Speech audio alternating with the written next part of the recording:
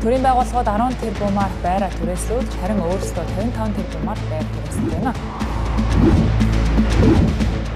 Монгол банк орон тоогоо цөөлж 15.1 төгрөгийг хэмжээ.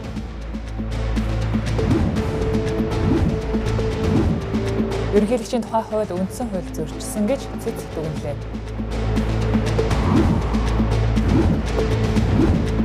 Богд хаан уулын ингэрт 3700 хөлөө өмгийн талбайтай тэнцэх газрыг өгчээ. Оройн төрөг үзэгчдээ Тэнгэр телевизийн 7 мэдээллийн хөтөлбөр эхэлж байна. Анхаарлаа хандуулна уу.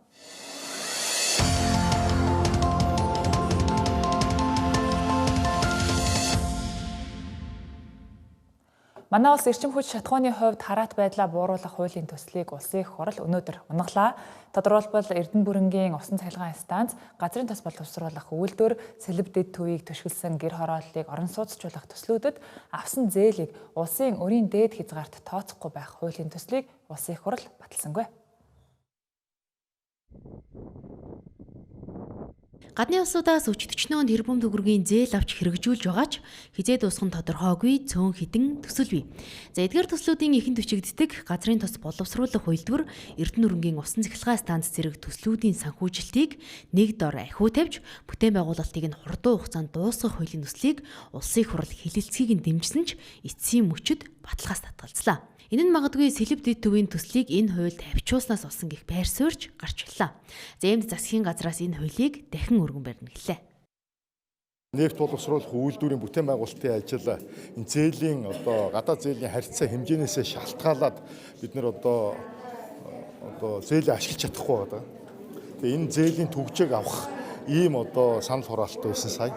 Тэгээ дэмжигдсэнгүй. Би бол салбарын сайдын хувьд бол их сэтгэл дундуур байна. Бас энэ цухтаа 2-3 төсөл яваад байгаа тий. Тэрнээсээ басан болов Эрдэнэ бүрэн тэгээд сэлб дэд төв гэдэг тий.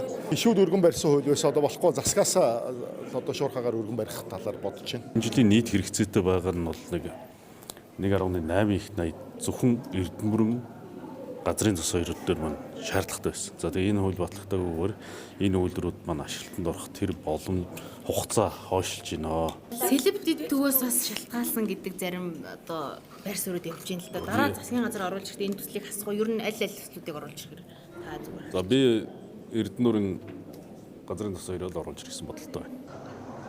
Харин ерөнхий сайдын зүгээс энэ хууль унлаа гэд эдгээр төслүүд гацж байгаа юм биш. За гадаад зээлийг дээр орон зай бий гэж тайлбарлалаа. Саяны хууль унснараа гадаад зээл огт ашиглахаа болгож байгаа гэдэг нэр бол бишээ. Газрын тосч бай, Эрдэнэ бүргийн усан цахилгаан станцч бай. Гадаад зээлийн 2027 онд ашиглах дүүн нь бараг 2.5 их 80 штэ. Тэгээ үргэлжлэл явна. Гадаад зээл дээр бол бас харьцангуй орон зайнууд бол байгаа. 2027 онд ч бараг 4 их 80, 28 онд 3.8, 2029 онд дахиад 3.5 гэхээр 11.3 их 80 төгрөгийн орон зай бол байгаа. Газрын тосны үйлдвэрээ хурдан барий, Эрдэнэ өрөнгийн усан цахилгаан станцаа хурдан ашиглалтанд оруулъя гэж байсан гишүүд яг цагаа тулахаар эсрэг коноп дарсан нь ихээхэн анхаарал татаж байгаа.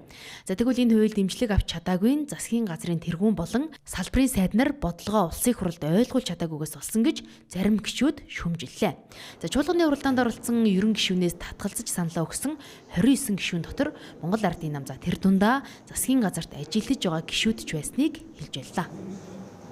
29 татгалцсан хүн дотор 7 хүн танхимд байгаа мөртлөөсөө эсрэг санал өгсөн хүн бол Монгол Ардын нам болон хамтран засгийн газарт байгаа бүрэлдэхүүнээс өгсөн. Жишээлбэл би дэмжиж саналаа өгсөн. Тэгэхээр юу хэлэх гэж байна гэхээр одоо энийг нэг тийм сөрөг хүчин рүүгээ гацаалаа, барьлаа гэдэг байдлаар битгий ус төржүүлээрэ. Ерөнхий сайд, энэ танхим нь бодлогоо, инхвер сайд, энэ бодлогоо энэ эхлээд энэ засагт байгаа кабинетта, их хурлын гишүүдтэй хангалттай ойлгуулж чадаагүй болмоос энэ хуульж унлаа шүү. Гадаад зээлгийн үр ашгийг нэмэгдүүлэх тухай хууль өнгөрсөн жилийн хавар яригдж байсан ч өргөн баригдаагүй. Харин энэ хавар улсын хурлын босго давсан ч батлагдсангүй. За эндээс харуул засгийн газрын агуулгаар дахин хууль өргөн барьсан ч улсын хурлаас дэмжлэг авах хэсэг нь эргэлзээтэй байна.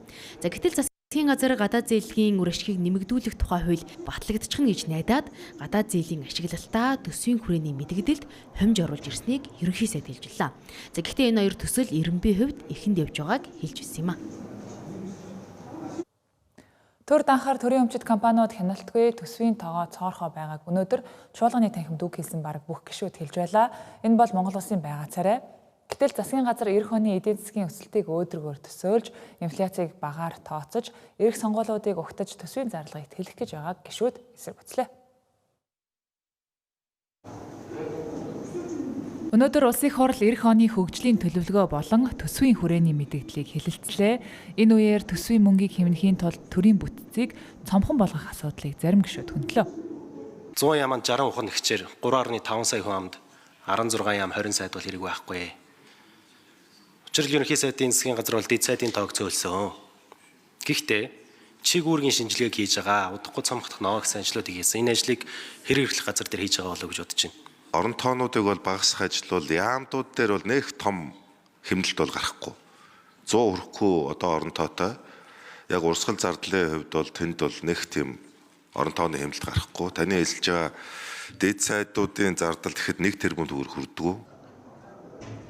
2023-аас 2025 онд ажлын алба үндэсний зөвлөл хороод зэрэг засгийн газрын үндсэн чиг үүрэгтээ давхарцсан маш олон бүтцүүдийг бий болгосныг Инхбаяр сайд хэлж байлаа. Эдгээр бүтцүүд нь төсөвт дарамтлаа зогсохгүй хотын төвийн өндөр зэрэглэлийн офисуудад тухалдаг байна. Түрээсэнд төлсөн мөнгө нь л гэхэд 55 тэрбум төгрөгөөр хэмжигдэж байна. Монгол улсын хэмжээнд сүүлийн 3 жилийн байдлаар төрийн байгууллагуудын эзэмшлийн түрээсийн орлого 10 тэрбум төгрөгийн орлого болсон байна. Төрийн байгууллагууд. За тэгвэл хэдэн төгрөгийн байруу түрээслэж төсвөөс гаргаж байна гэдгийг төрийн өмчийн компаниудыг оруулж тооцож үзэхэд 55 тэрбумын түрээс ашиглалтын зардлыг төсвөөс гаргаж байна. 5 тэрбумын орлого болоод 55 тэрбумын зардал гаргасан гэсэн үг. Өөрөөр хэлбэл энэ төрийн одоо гүйцэтгэх эрх мэдлийн өмчийн ашиглалттай холбоотой асуудал бол маш их хяналтгүй дур зоргоор ингэж явж иржээ. Ийхүү үндэсний хороо зөвлөл нэртэй засгийн газрын чиг үүрэгтээ давхарцсан бүтцүүд төсвийн мөнгнөөс хумсалсаар байна. Ийм нөхцөлд цалин тэтгэр зэрэг зайлшгүй зардлуудаа төр чүү санхүүжүүлж байгаад гайхах зүйлгүй. Иймдээч эх онд ямар ч шинэ бүтээн байгуулалт төсөл эхлүүлэхгүй гэж засгийн газар төлөвлөжээ. Зөвхөн хуучин үргэлжилж байгаа төслүүдэд дуусгах зарчмыг барьж ажиллана гэлээ. Гэсэн хэрнээл төр эх сонгуулиудыг угтаж төсвийн зарлагаа тэлж оруулж ирэхээ мартаагүй байна. Төсвийн зардал байна. Өнгөрсөн жил 34 их найд дээр төлөвлөж байсан, энэ жил 36 их найд болгоод оруулаад нэмээд 2 их найдаар нэмээд оруулаад ирчих. 2 их найдаар нэмэгдүүлж яах гэдэг чинь юуг илэрхийлж байгааг бол нөө ерөнхийлөгчийн сонгуулийг энэ ард түмнийг хөдөлж явах тэр юмнуудыг бүгдийг хийгээд ороод ирсэн гэсэн үг байхгүй юу? Нөө сахилгаваттай байна гэсэн хаана байгаа байхгүй дээ. Төсвийн өрөөний мэдээлэл маань сонгуулийн цикл рүү орсон байх вэ гэдэг боломжлыг тоонуудыг харахад харж байна. Тэгээд засгийн газар иргэдэд амласан татварын буцаа олголтоо цуцлахтаа олон улсын валютын сан, геополитик, инфляц эднэргээд тайлбарлаж байгаа. Харин төсвөө өөрчлөх хэрэг авахдаа уян хатан байдал гэд нэрлэж байна. Иргэдийн алаасанд очих мөнгө болохоор эрсдэл, засгийн газрын зарцуулах эрх бол боломж гэж үзэж болохгүй. Нүүдийн буцаалтыг нэмэгдүүлэх хууль хэрвээ хэрэгжиж эхлүүл 1.6 их найд юм байл шүү. Орлого буур. Нүүдийн буцаалтыг нэмэгдүүлсэн тохиолдолд. Үүний оронд бид зах зээл дээр байгаа ажлын байруудыг хадгалж үлдэх бодлого явуулах хэрэгтэй. Тийм учраас хөдөлмөрлөж байгаа хүн бүрийг дэмжих зорилгоор энэ татварын хуулийг өргөн мэдүүлсэн. Ерөөсөө хөдөлмөрийн өсвийн доод хэмжээгээр хувийн оолгын албан татварыг дэглэжээ. Энэ бодиттой дэмжлэг байхгүй. Засгийн газар яг өөдрөг төсөөлж байгаа ямар учир шалтгаан байна гэж үзэж байгааг би асуумаар байна л да. Одоо дэлхийн эдийн засгийн нөхцөл байдал ийм байна, тийм байна гэдэг энэ танилцуулгад дүн шинжилгээ зөндөөл байна. Тэгээ энэ өөрөө энэ нөхцөл байдал чинь өөдрөг төсөөлөл байх үндслэл болж нэгдүгээр чадж байгаа юм уу? Ганцхан эдийн засгийн өсөлтийг бид өөрсдөө тооцооход нь олон улсын тооцож байнг хардаг. За олон улсын валютын сан бол 27 онд 5.3%-тай. Дэлхийн банк бол 5.5%-тай. Азийн хөгжлийн банк бол 6% орчмоор тооцсон. Манай тооцвол 5.8% байна. Тэгэхээр энэ томоохон төсөл хөтөлбөрүүд эхэлсэн хөтөлбөрүүд үргэлжлэн бүтээн байгуулалтууд явна. Энтэй холбоотойгоор ажиллаж өсөлт хангагдах одоо бүрэн болцоотой гэдгийг хэлэх хүсэж байна. Монгол улсын төсөв амь тарианы горимд шилжсэн гэдэгтээ бүгд санал нийлж байлаа. Гэсэн ч засгийн газрын төсөөлөл өөдрөг хэвээр байна. Иймдээч нөөцний экспортыг жил тутам нэмэгдүүлж энэ онд 95, эх онд 100, 2028 онд 105, 29 онд 110 сая тоннд хүргэх зорилтыг тавьжээ. Төрийн эмчийн байруудыг аль 20 жилийн өмнөх ханшаар 1 м2-ыг 5-аас 6 мянган төгрөгөөр хувийн хвшилт түрээслүүлдэг. Гэсэн хэрнээ төрийн байгууллагууд нь өөрсдөө 1 м2-д 80 мянган төгрөгийн үнэтэй бизнес зэрэглийн цамхагт тохолж байна. Энэ бол төрийн мөнгийг хэрхэн яаж өргүүдүүлж байгаагийн нэг нотлохоо юм а. Нэг ширхэгч оршин суугчгүй ганц барилгын суур тавигдаагүй хүннүү хот өөрийн гэсэн захирагчийн албатай. За тэд хотын Аз зэрэглэлийн бүсэд үнэтэй оффист байрлаж байна. Төв талбайн баруун урд Тансаг зэрэглэлийн 26 давхар бүхий Эко Тауэрын 14 давхарт хүннүү хотын захирагчийн ажлын алба ажилдаг. Энэ тааврын 1 м2-ийн үн сарын 80 мянган төгрөг. За хүннүү хотын захирагчийн алба энэ офисын түрээс сард 19 сая 215 мянган төгрөгийг төлдөг байна. Ингээд зөвхөн түрээсийн байранд жилдээ 163 сая 740 мянган төгрөгийг төлж байгаа юм а. За мөн энэ Тасаг зэрэглэлийн тааврын 19 давхарт Чингис хаан үндэсний баялагын сан байрладаг. Сард 19 сая төгрөгийн түрээсийг төлдөг. За ингээд жилээр нь тооцвол 228 сая төгрөгийн түрээсийн байранд ажиллаж байна. За энэ тааврын чан хард бод таавар байрладаг. Энд Монголын газрын тос боловсруулах үйлдвэр төрийн өмчит компани офис бий. За мөн л сарын түрээсийн төлбөрт 19 сая төгрөгийг төлж байгаа юм а. За Хангай аймгийн Хар хорин суманд байх шинэ Хар хорин хотын бүтээн байгуулалтын асуудал хариуцсан захиргаа Улаанбаатар хотод ажилладаг. Ажиллахдаа хотын төвийн Далай Тавар нэртэй газарт байрладаг байна. За энэ бол натурын зам дагуу байдаг офис. За үүнийг дунджаар сарын 26 саяар түрээсэлдэг. Шилэн дасны мэдээлэл шүүж харвал 8 дугаар сард байр түрээсийн зардалд 26 сая 664 мянга. Харин 9 дугаар сард 26 сая 474 мянган төгрөгийг шилжүүлжээ. Ингээд Хар хорин хотын захиргаа Улаанбаатар хотод жилд 300 гаруй сая төгрөгийн түрээс төлөн ажиллаж байгаа юм а.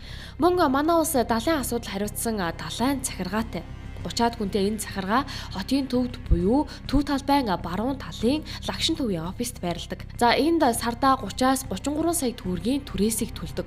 Тодруулах юм бол өнгөрсөн 9-р сард 30 сая 192 мянга, харин 10-р сард л гэхэд 33 сая 360 мянган төгрөгийг байрны түрээсийн төлбөрт төлжээ.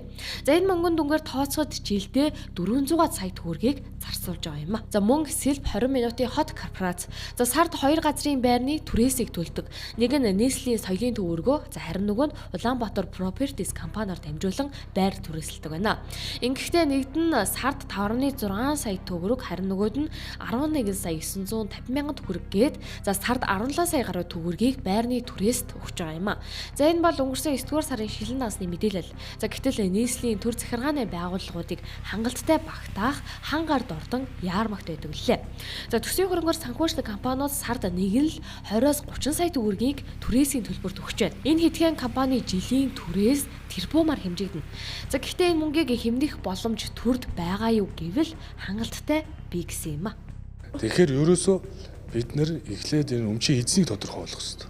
Тийм учраас нийтийн өмчийн хуулийг барьсан шүү дээ. Одоо энэ хил зэгсгийг дэмжсэн.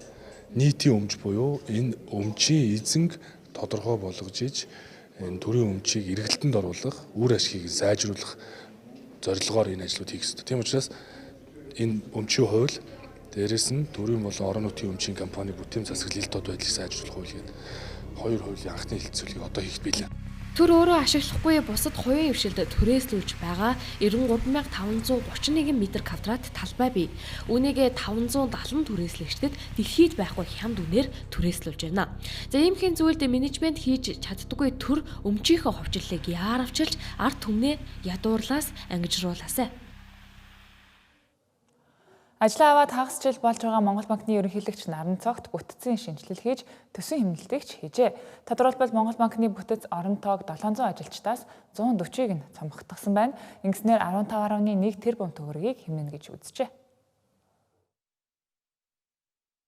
18 онд 540 орон тоотой байсан билээ. Тэгээд энэ хооронд нэмэгдээд 701 болсон. За одоо бид хэд бас буцаагаад 560 болгож байна. Яг бүтэц нэлээд өсөр байсан учраас 19 газрыг 10 газар болгосон. Тэгэхээр одоо арай цомхон бас хурд нэмэгдэж гэнэ гэсэн үг. Бүтээмжийг нэмэгдүүлэх. За цаашдаа бол боловсон хүчнээ чадваржуулах чиглэлээр бид нэр хэд хэдэн хөтөлбөр хэрэгжүүлэх. Тэгээ манайхны гаргасан тооцоогоор урсгал зарлалаас 15.1 тэрбум төгрөг хэмнэгдэх юм тооцоо гаргасан байна. Монгол Ардын намын дарга учрал улсын их хурлын гишүүн Амар Баясгалан нарын 4 хүнийг намаас төтөлзүүлэх саналыг Хяналтын ерөнхий хороондоо хүргүүлсэн. Энэ дагуу Хяналтын ерөнхий хорооноос Амар Баясгалан гишүүнийг дуудаж намаас төтгөлцөх өргөдлөө өг гэсэн байна. Харин тэрээр гин буруунд шүүхээр тогтоогдоогүй хүнийг намаас төтгөлзүүлэх гэж байгаа нь улс төрийн намын тухай хуулийг зөрчиж байгаа асуудал гэж ярьлаа. Хяналтын ерөнхий хороо нэг дуудсан би бас очиж уулзсан. Надаас өргөдлөө өгөх хүсэл тавьсан. Гэхдээ Монгол Ардын нам болон ер нь улс төрийн намын тухай хуулиараа за өнөөдөр Монгол улсын үндсэн хуулиараа хэн нэгэн хүн гин буруутай гэдэг нь шүүхийн шийдвэрээр эцэлэн тогтоогдоогүй байхад тэр хүнийг гин буруутай итгээд гэж үзэх ямар ч боломжгүй байдгийг та бүхэн мэдэх ёстой. Улс төрийн зорилгоор тийм үү? Гин буруутай хулгай зэлгийг хийсэн одоо нүүрсний хулгайч гэж хүртэл зарлаад явж байгаа үйлдэлийг нь улс төрийн нам шүүхийн шийдвэр гараагүй байхад барьж авч намаас хөөнө гэдэг шийдвэр гаргах нь өөрөө улс төрийн намын тухай хуулийг зөрчиж байгаа зүйл байхгүй юу? Тэгэхээр энэ өөрөө цаашаа явхад хүндрэлтэй процесс. Надаас бол өргөдлөө өгөөч гэсэн хүсэл тавьсан. Би өөрөө гин буруугүй намайг гин буруутай гэж шүүхийн эцэслэн шийдвэр гараагүй ийм нөхцөл дээр би өргөдлөө өгөөд явна гэдэг ойлголт бол нэгдүгürt байхгүй гэж. Хуулийн байгууллагад одоо дуудсан цагт нь очиж шаардлагатай мэдүүлэг, баримтуудыг бол гаргаж өгсөн. Зарим чиглэлүүдээр нь одоо цагаатгах буюу хэрэгсэхгүй болох хүсэлтүүдээ өгсөн. 2019 онд батлагдсан үндсэн хуулийн нэмэлт өөрчлөлтөөр төрийн тэргүүний эрх үүрэг эдлэх ямбыг чамгүй хязгаарласан. Гэвч үндсэн хуулийн нэмэлт өөрчлөлтийг даган шинжлэхдэх ерөнхийлөгчийн тухай хууль тэргүүтээ дагалдах хуулиудад одоо хэрн өөрчлөлт ороогүй байна. Энэ бол төрийн тэргүүний институцээс эхлээд үндсэн хуулиа биелүүлэхгүй байгаагийн жишээ юм. Тэгвэл өнөөдөр Монгол Улсын үндсэн хуулийн цэцгийн дунд суудлын хуралдаанаар Монгол Улсын ерөнхийлөгчийн тухай хуулийн 6 дугаар зүйлийг нэгдэх хэсэг Монгол Улсын үндсэн хуулийг зөрчсөн хэсэг маргааныг хянан хэлэлцлээ. Үндсэн хуулийн нэмэлтэд нийцсэн шийдвэрийг гаргасан юм. Ингэснээр ерөнхийлөгчийг 6 жилийн хугацаагаар нэг удаа сонгох зохицуулалт тодорхой боллоо. Монгол улсын бүхий л хууль тогтоомж үндсэн хуульдаа нийцсэн байх ёстой. Энэ ч утгаараа улсын хурлын тухай хууль болон засгийн газрын тухай хууль 2019 оны үндсэн хуулийн нэмэлт өөрчлөлтөд нийцэж шинжлэгдсэн. Харин ганц ерөнхийлөгчийн тухай хууль л хоёр парламентын анги дамнаж нэг ерөнхийлөгчийн бүрэн эрхийн 6 жилийн хугацаанд шинжилэгдэлгүй өдий хүрлээ. Ер нь 2019 онд хийсэн үндсэн хуулийн нэмэлт өөрчлөлтийн гол агуулга үзэл санаа нь төрийн эрх мэдлүүд нэгнийхээ эрх үүрэг рүү халдахгүй байх. Үндсэн хууль заасан эрх мэдлээ хэрэгжүүлэх хуулийн болцоог олоход чиглэсэн байдаг. Гэвч ерөнхийлөгчийн институт хэтэрхий хүчтэйгээс үү? Эсвэл улсын хурлд энтүү аймхаагаас үү? Энэ хуульд огт гар хүрсэнгүй. Иргэн сануулбал 2019 онд үндсэн хуулийн нэмэлт өөрчлөлтөөр ерөнхийлөгчийн эрх үүргийг хязгаарлах үед Халтмаагийн Батулга төрийн тэргүүн байлаа. Харин одоогийн ерөнхийлөгч Ухнагийн Хүрэлцэх Монгол Ардын намын дарга бөгөөд гүйцэтгэх засаглалын тэргүүнээр ажиллаж байсан байдаг.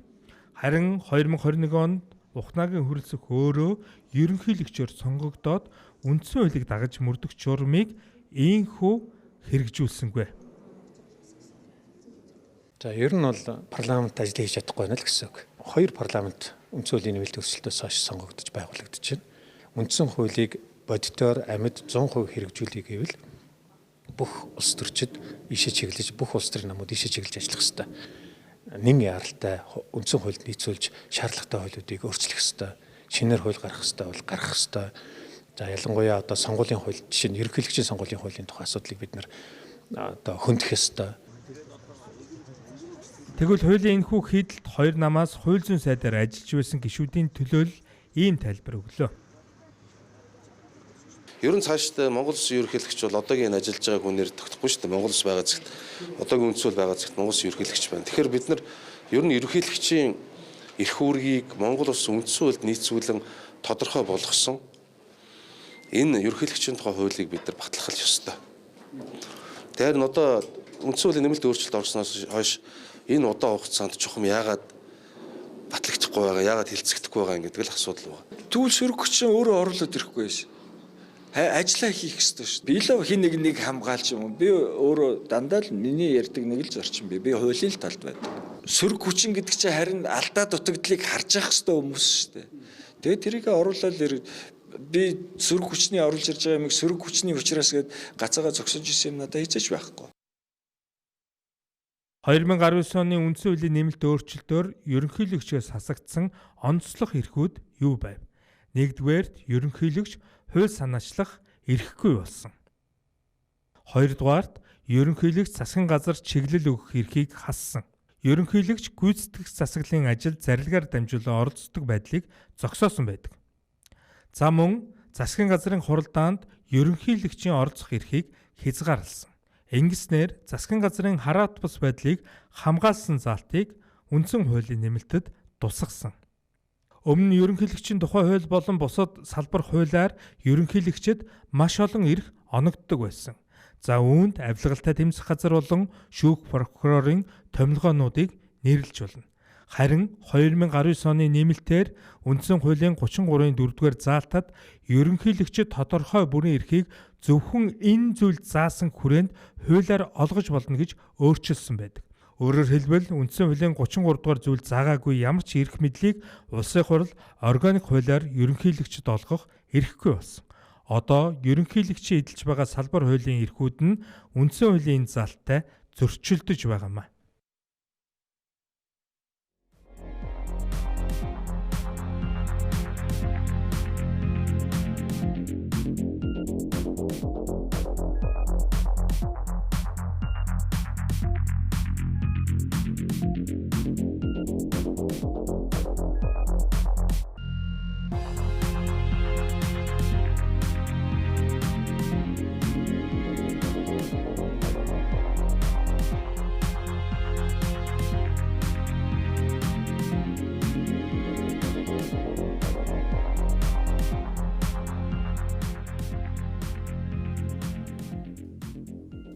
Тэнгэр дэвтэлтэй хамтдаа баярлалаа үзэгчдээ 7 хорон мэдээллийн хөтөлбөр үргэлжилж байна. Цаг уурын давагдашгүй хүчин зүйл малчтын хот руу нөхөх нөөдлийг хурцсгаж байна. Тухайлбал 2009-оос 2010 оны зууднаар 24 мянган малчин мал аж ахуйн салбарыг бүрмсэн орхижээ. Энэ үед 10.3 сая толгой мал хоригдсон статистик байдаг. За үүнээс хойш 2024 онд буюу одоогоос 2 жилийн өмнө зууд нүүрлэж улмаар 9.4 сая тоо толгой мал хоригдсон. Өмнөх зуудны жишээнээс харвал зууд тохиолдох бүрд дор хаяж 20 мянган малчин мал маллахаа болж хот суурин газрыг бараадж байна. За Ховд аймгийн малчтын 25.2% нь ойрын хугацаанд хот суурин газар руу шилжих төлөвлөгөөтэй байгаа нь мал аж ахуйн салбар, уур амьсгалын өөрчлөлт болон бусад нийгмийн эдийн засгийн шилжилтийн өмнө эмзэг байгааг харуулж байгаа юм а. За өөрөөр хэлбэл малчин хадгаламжтай байх нь шилжилт хөдөлгөөн хийх магадлалыг 52%-аар, харин туслах малчинтай байх нь 56.4%-аар бууруулж байна. За цаашлбал малчтын эдийн засгийн бие даасан байдлыг дэмжих нь энэхүү хүн амын шилжилтийг сааруулах бодит хөшүүрэг болохыг баталж байна. За тэгээ ерөнхийдөө бол Монгол улсын хүн амын шилжих хөдөлгөөн одооны онцлог нь бол малчтын төв сургууль газрын шилжих хөдөлгөөнд бол ганц зуудын байгалийн гамшигын нөлөөлөл хамгийн өндөр нөлөө үзүүлдэг. Тухайлбал юм бол 2000-аас 2002 оны ганц зуудад бол ганц зуудын дараагаар малчин өрхийн тул 22 мянгаар буурсан. За 2010 оны ганц зуудын дараа бол 24 мянгаар буурсан юм үр дүн гарсан байдаг. За мэдээч олон хүчин зүйл байгалийн гамшиг ганц зуудаас гадна мэдээж олон хүчин зүйлүүд нөлөөлдөг. Дэд бүтэц байгаа газар хүний төлрөл үүсдэг. Сүүлийн хэдэн жил уулуурхаан баялгаас орсон ашгаараа дэд бүтцээ хөгжүүлж байгаа говийн зарим аймагуудын хүн амын төвлөрөл саарч магадгүй нөхцөл байдал тулгарчээ. За учир нь уулуурхаан бүтээн байгуулалт дуусах үед түр шилжин суурьсан иргэд эргээд хот газар руу нүүж байгааг хэллээ. Үр дүнхээр одоо ингээд 19 оноос би сая тайлбарлаа шүү дээ тийм ээ. Ерөнхийдөө өсөлтийн урд бол саарсан. За тэгээд ажлын хүч нь өөрөө нөгөө төр одоо шилжих ажлын хүч учраас тэндээ буцах шилжих хөдөлгөөн бол ихтэй байна. Хэрвээ одоо энэ томоохон говийн одоо ялангуяа уул уурхаар чиглэсэн төслүүд ерөнхийдөө дуусах юм бол буцах шилжих хөдөлгөөн явагдана л гэсэн үг. Хүн амын өсөлт удаашрж үүнийг дагаад хөдөө орон нутгийн алслагдсан аймаг сумдаас иргэдэн дайж хосон дүр зураглал сүүлийн хэдэн жил ажиглагдлаа. За хэдийгээр боломж бололцоо сайтай аймагуд руу шилжин суурших үзэгдэл харагддаг боловч зохион амаа тогтоон үлдээх бодлого цагаан цаасан дээр хараар бичгээс цааш хэтрэхгүй байгааг судлаачид хэлж байлаа. Манай улсад тусгай хамгаалттай дархан цаазд газрууд хамгаалагдахгүй байгаа хамгийн тод жишээ бол Богдхан уул. 21 жилийн хугацаанд энэхүү уулын хэсэгт 3700 орчим хөл бөмбөгийн талбайтай тэнцвүүц газрыг иргэн болон аж ахуй нэгжид олгожээ. Болон тохой бүрд барьсан барилгажилт нь эцэстээ Богдхан уулын дархан цаазд байдлыг алдагдахад хүргээд байна. 2001 онд тусгай хамгаалттай газар нутаг буюу Богдхон ууланд газар олгох журам батлагдаж 2022 онд үүнийг зөрчлийн тухай хуулиар хоригдсан байдаг. Энэ хугацаанд Богдхон уулын хэсэгт нийт 2600 орчим га талбайг иргэн болон аж ахуй нэгжид олгожээ. Энэхүү талбайгаас 3.2% нь одоогоор барилга баригдсан байна. Товчхондоо бол барилгажилт бага хувийг эзлэж байгаа учраас цаашид улам нэмэгдэх эрсдэл бий гэдгийг холбогдох албанаас хэлж байгаа юм а. Одоогийн байдлаар 52 аж ахуй нэгж барилга барих үйл ажиллагаа явуулж байгаа юм. Дарга нарын хуулийн цорхоо ашигласан газар олголтоос болж дэлхийн шин мандлын нөөцөд багтсан Богдхан уул газрын доройтолд орох эрсдэл хаяанд иржээ. Ар өврийн хаалгаар газар авч өөрсдийн хувийн орд харшаа барьсан эрхмүүдийг ямар ч арга мэх хэрэглээд дийлэхэрэг болжээ. Олон улсын гэрээгээр хүлээсэн одоо шин мандлын нөөц зохицуулалтын сүлжээнд бүртгэгдсэн тийм болоод байгаа. Гэтэл яг тухайн уулын маань бүст өөрөө одоо суурьшлийн бүс үүссэн байгаа. Тэгээ энэ дотор ингээд иргэдийн энэ олон одоо энэ хэрэгцээний дотор өөрөө энэ газартай холбоотой харилцаа буюу энэ үйл хөдлөлттэй холбоотой харилцаа зайлшгүй одоо очиж мэдээж иргэд хоорондоо үйл хөдлөх хөрөнгө худалдан борлуулах, шилжүүлэх те одоо өвлөх хэрхээ эдлэх гэдэг зөндөө олон харилцаанд байгаа. За мөн үүнийг дагаад нэг юм байгаа нь амьтдын эрх дээрэс нь энэ экосистемийн одоо энэ тэнцвэртэй байдал хэрхэн хангагдж байна гэдэг асуудал энд бас хөндөгдөж эхэлж байгаа. Тэгээ бид нэр энэ туулгол, богдуул, дээрээс нь буух, дээрээс нь ангир гэдэг одоо маш олон төрлийн амьтдын олонд байгаа амьтдын энэ гүйдлийн зам, жим ямар хон нөхцөл байдалтай байгаа гэдгийг одоо бидний сүүлийн жилүүдэд энэ өвлийн улирал ялангуяа маш сайн харж шүү дээ. Тэгээ бид энэ харилцаануудыг бүгд зохицуулах шаардлагатай байна. Хууль бусаар газар авна хин нэгэнд авилга өгч газар эзэмшсэн хүмүүсийн эрх дарах гүйцэгдэхгүй байна. Энэ дарваас 20 жил амьдарч байгаа хүмүүс зөвшөөрөлгүй барилга барих, газрын төлбөрөө хугацаанд төлөхгүй байх, амьтдад сөрөг нөлөө үзүүлэх бүтээн байгуулалт хийх гэх мэт зөрчлүүд жил бүр 100 гаруй бүртгэгддэг байна. Гэтэл эндээс нэг ширхэгч тоосго буулгасангүй. Ийм байдалд хүрсэн шалтгааныг хуулийн хангалтгүй байдал руу чихэж байна. Гэтэл эцсийн дүндээ гол буруутангууд нь үе үеийн хотын архитектурууд гэлээ.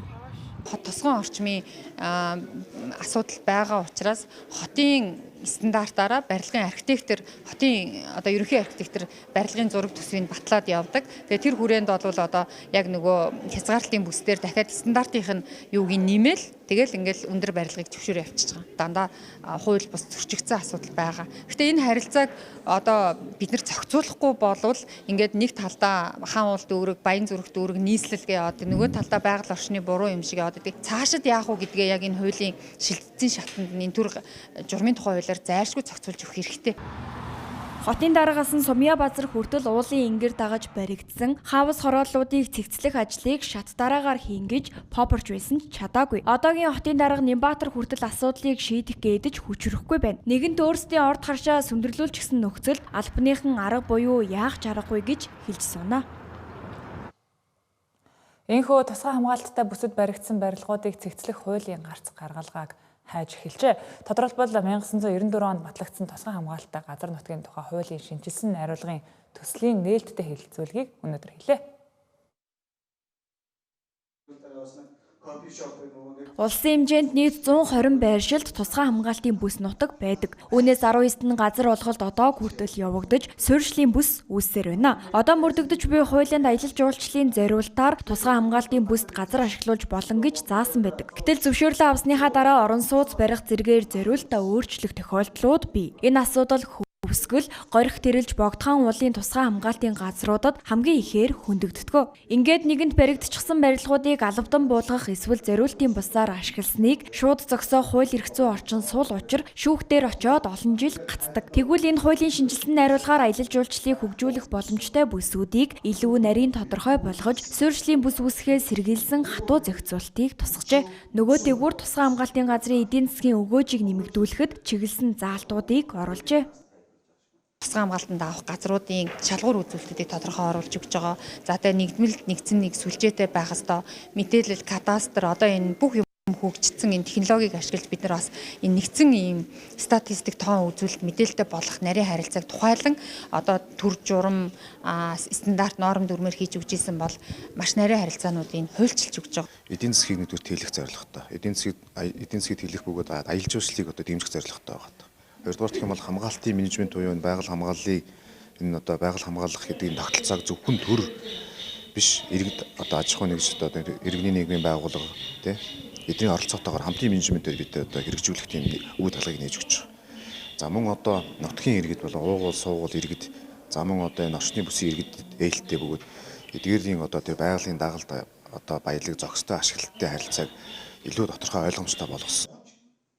Нөгөөтэйгүр дархан цаазад газраар олон нийт аялахдаа машинаар зорчиж болохгүй хэсэг рүү машинтаа зорчиж асуудал үүсгэдэг. Үүнд хяналтыг сайжруулахаар шинэ хуулийн төсөлд тусгажээ. Мөн тусгай хамгаалттай бүсэд ямар хэсэгт нь малчид өвлжөө хаваржаа байгуулах боломжтойг нарийн зохицуулахаар болсон байна. Улсын хэмжээнд 21 аймгийн хүүхдүүдийн дунд бие бэлтрийн судалгаа хийхэд Архангай аймгийн хүүхдүүд бие бэлтрийн хөгжил хамгийн сайн үнэлгээтэй гарчээ. Энэ нь сүү цагаан эдэний хэрэглээтэй холбоотой байна. Харин говийн болон зүүн аймгуудын хүүхдүүд шимт ижилийн дутагдал их, бие бэлтрийн хөгжил таархан гэж дүгнэгджээ. Энэ бол үндэсний хоол хүнсний шимт ижилийн 6 дугаар судалгааны үр дүн юм а.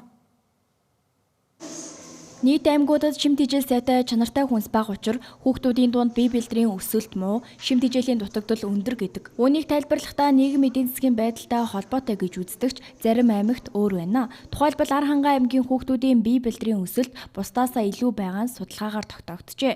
Учир нь Архангай аймгийн хүүхдүүд сүү цагаан эдээг тогтмол өдөр тутамдаа хэрэглэж байгаа нь бусад аймагуудаас илүү ялгаатай бие бэлтрийн өсөлт хөгжил булчингийн мас өндөртөө байхад нь нөлөөлсөн байна. Яг судалгаанаас харахад мэдээж арангачууд илүү их цагаан хэрэглээд байгаа тэдний бие бэлтрийн хөгжлийг айгүй төлхөн өндөр болгож байгаа. Энэ мөн гэхдээ яг олон улсын судалгааг харах юм бол бас цагаан эдээ өдөр болгоныг аягаас сүү уудаг хүн одоо Харвардын 40 жилийн судалгааны үр дүнгээс харахад өдөр болгоныг аягаас сүү уудаг хүмүүс илүү эрүүл мэндийн ачаалт авах чадвар айгүй сайн байдаг. За сэтгцийн үед бас бие махбодын эрүүл мэндийн үед айгүй юм сайн байдаг нь бол судалгаагаар тогтоогдсон. Тэр өдөр болгон хоол хүнсэндээ цагаан эдээ сүү уух нь болохоор тухайн амьдралын чанарыг сайжруулахад айгүй чухал нөлөө үзүүлдэг. Тэгээ бас саяхан 2000 оноос хойш хятадууд хүүхдийн сургуулийн өдрийн хоолндоо сүү өгч хэлсэн. За тэр нь хятадуудын дундаж өндрийг 10 см өндөр болгосон гэсэн судалгаа байгаа. Хуамын хоол тэжээлийн үндэсний 6 дугаар судалгаагаар зүүн аймагуудын хувьд хоол тэжээлтэй анхаарах шаардлагатай, шимт тэжээлийн дутагдaltaй гэж дүгнэгджээ. Түүнчлэн говийн аймагуудын иргэдийн дунд уснаас хамааралтай эрдэсийн дутагдал өндөр байна. Энэ нь цаашлаад хоолны шингэлт, кальцийн дутагдалд ороход нь хүртэл нөлөөлжээ. Тиймээс говийн аймагуудын хүүхдүүдийн биеийн өсөлт сул, шимт тэжээлийн дутагдaltaй гэх судалгааны дүгнэлт гарсан байна. Аймаг болгоны усны хэрэглээ амт чанар өөр байгаа нь эрүүл мэндэд нь олон төрлийн нөлөөг үзүүлж байна. Тухайлбал Баруун аймгийн ус нь илүү давсархаг учраас түүнийгээ дагаад хоол хүнсний давсны хэрэглээ нь өндөр. Энэ нь цаашлаад Баруун аймгийн иргэдийг хотоодны хорт хавдраар өвчлөхөд нь хүргэж байна гэлээ. Эвтанази буюу өөхөх эрхийн тухай ойлголт нь анагаах ухаан, хууль, эрх зүй, ёс зүй болон шашны хамгийн том аргааны талбар байсаар ирсэн. Дэлхийд анх удаа Нидерланд улс 2001 оны 4-р сард эвтаназиг хуульчилж, уг хууль нь 2002 оны 4-р сарын 1-ээс хэрэгжиж эхэлсэн байдаг. Тэгвэл анхдагч хуулийн хэрэгжилтээс ердөө 1 сарын дараа Бельги улс энэ хуулийг баталж байжээ. Энэ зохицуулалтын суур философи нь хүний өөрийгөө тодорхойлох эрх буюу бие хүн хэрхэн амьдрахаа шийддэг шигээ хизээ яаж өгөхөөч өөрөө сонгох эрхтэй гэсэн үзэл санаан дээр тулгуурладаг. Харин хуулийн үзэл санаа ач холбогдол нь нэгэнд төгсгөлийн шатандаа орсон анагаах ухааны аргаар эдгэрэх найдваргүй болж байнгын тэсхийн аргагүй өвдөлт мэдэрч байгаа өвчтнийг зовлонгоос нь ангижруулах, өвчтнийг нэр төрөө хадгалж үхэх боломж олгоход оршдог. Гэвч энэ хууль үхэх эрхийн суур философийн хамгийн том зөрчил эмчийн тангарагтай харшилддаг. Эртний Гиппократийн тангарагт би хиндэж үхлийн тун үгэхгүй тийм зөвлөгөөч өгөхгүй гэж заасан байдаг. Эмчийн гол үүрэг бол амь насыг хамгаалах, аврах явдал тул эвтаназийн аллах эсвэл амиа хорлолтод туслах үйлдэл гэж үзэх тал бий. Харин орчин үеийн анагаах ухааны ёс зүйд эмчийн үүрэг нь зөвхөн амийг уртасгах бус өвдөлтийг намдаах, зовлонг нимгэн болгох явдал юм. Хэрв өвчтөн найдваргүй болж амьд байх нь зөвхөн тарчлаан болж хувирсан бол амь насыг нь зохиомлоор торгоох нь эмнэлгийн ёс зүйд нийцэхгүй гэж үзэх тохиолдол бий. Тиймээс эвтанази зөвшөөрөгдсөн орнуудад эмч нарт итгэл үнэмшлийнхээ үүднээс татгалзах эрхийг хуулиар олгодог. Нөгөө талаар эвтаназийн шашны итгэл үнэмшилтэй туйлын зөрчилддөг. Христ, Ислам, Иудаизм зэрэг Авраам угшралтай итгэл үнэмшилд амь амьдрал бол Бурханаас өгсөн ариун бэлэг бөгөөд зөвхөн Бурхан л түүнийг авах эрхтэй гэж үздэг. Хүн өөрөө үглээ шийдэх нь Бурханы засаглалд халдаж буй хэрэг учраас амиа хорлолттой адилтгалж үздэг. Буддын шашинд ч эвтаназийг үеийн үр буюу кармад нөлөөлөх үйлдэл гэж үздэг. Хүн энэ наснда амсах ёстой зовлонгоо дуусгалгүйгээр өгвөл дараа төрөлдөө тэрхүү зовлонг үргэлжлүүлэн үүрнэ гэж номлодог тул уламжлалт Буддын шашинд үүнийг дэмжихгүй байх хандлагатай. 2026 оны байдлаар эвтаназийг бүрэн хуульчилсан 10 гаруй улс байна. Үүнд Нидерланд, Бельги, Люксембург, Колумб, Канада, Испани, Шинэ Зеланд, Эквадор хамгийн сүүлд Уругвай улсад 2026 оны 4-р сард энэ хууль хэрэгжиж эхэлжээ. Түүнчлэн Австралийн бүх мужи эвтаназийг хуульчилжээ. Эвтаназийг бүрэн хуульчлаагүй ч өөрийн хүсэлтээр амьсгалаа хураахад туслах үйлчилгээг зөвшөөрсөн Швейцар, Австри, Герман, Итали улс болон Америк нэгдсэн улсын 10 гаруй мужи байна. Харин манай улсад энэ сэдвийг ярих нь эртдэх үү гэвэл бодит статистикийг харахад аль хэдийн сөхөгдөх ёстой тулгамдсан сэдв болоод байна. Манай улсад жилд дунджаар 8169 гаруй хорт хавдрын шин тохиолдол бүртгэгддэг. Өдөрт 22 хүн шинээр хорт хавдартай гэж онцлогдож байна. Жилд 4755 гаруй иргэн хорт хавдрын улмаас нас орж байна. Энэ нь өдөрт 13-аас 14 монгол хүн хорт хавдраар хорвоог орхиж байна гэсэн үг. Монгол улс хорт хавдрын нас баралтаар дэлхийд тэргүүлдэг. Нийт бүртгэгдэж байгаа хорт хавдартай өвчтнүүдийн 63.3% нь 3 болон 4-р шатанда буюу хожуу үедээ онцлогддог. Өөрөөр хэлбэл Монголд хавдар туссан 10 хүний 6 нь эмчлэгдэх найдваргүй болсон хойноо эмнэлэгт ханддаг гэсэн үг. Найдваргүй болсон эдгээр өвчтнүүдийн дийлэнх нь амьдралынхаа сүүлийн саруудыг маш хүчтэй өвдөлт, тарчлаан дунд өнгөрөөдөг нь гашуун үнэн. Монголд хөнгөвчлөх эмчилгээний орны хүртээмж, морфин зэрэг хүчтэй өвчин намдаагчийн хангамж хангалтгүй байдаг нь тэдний зовлон, улам нэмэгдүүлдэг. Монголд өөхөх эрхийн хуулийг ярих нь эртдэх үү гэдэг асуултад хариулахын тулд хэд хэдэн өнцөг гарч ирж байна.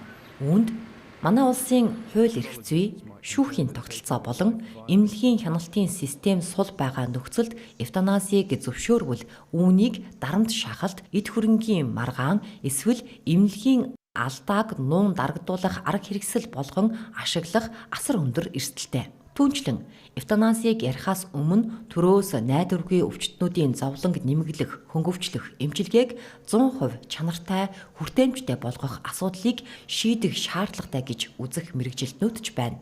Статистикийн хувьд өдөр бүр 14 хүн хорт хавдраар нас барж тэдний ихэнх нь тарчилж байгаа учраас хүн шиг нэр төртэй өөхөх эрхийн тухай хэлэлцүүлгийг нийгмийн хэмжээнд өрнүүлж эхлэх нь маргаан дагуулагч ярихгүй өнгөрч болохгүй сэдв нэгэнт болжээ.